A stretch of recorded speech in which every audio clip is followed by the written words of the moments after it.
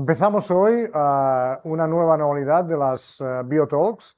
En este caso, además, hemos de agradecer a la Fundación Cataluña La Pedrera por dejarnos este espacio privilegiado, que es la Casa Milà.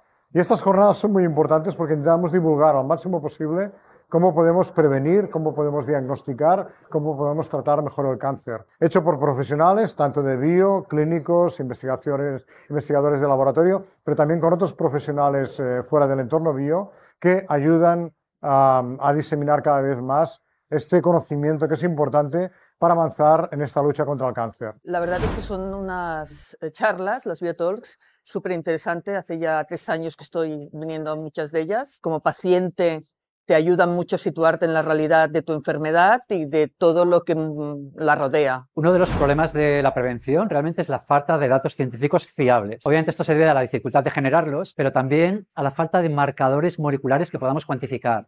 Y yo creo que en los próximos años la prevención se va a unir a las nuevas tecnologías que nos permiten detectar marcadores de que algo va mal, ¿no? Estamos uniendo investigación tecnológica apropiada con los problemas de prevención reales. Pues no sabía que había esta necesidad de investigación en la prevención y lo importante que es la prevención. Creo que realmente oír por estos oncólogos investigadores este interés, esta necesidad, nos hace muy conscientes de lo importante que es la prevención y necesaria. Bueno, acabamos la sesión sobre prevención y cáncer. Hemos revisado de forma muy importante que un 30% de cánceres serían evitables si no tuviéramos tabaco, disminuir la incidencia del alcohol, también algunas infecciones, un no sedentarismo y también una dieta adecuada, pero también hemos comentado que todavía el 26% de la población fuma, por lo tanto tenemos que seguir trabajando para eliminar el tabaco de nuestra sociedad, ¿no? Y hemos hablado también de investigación,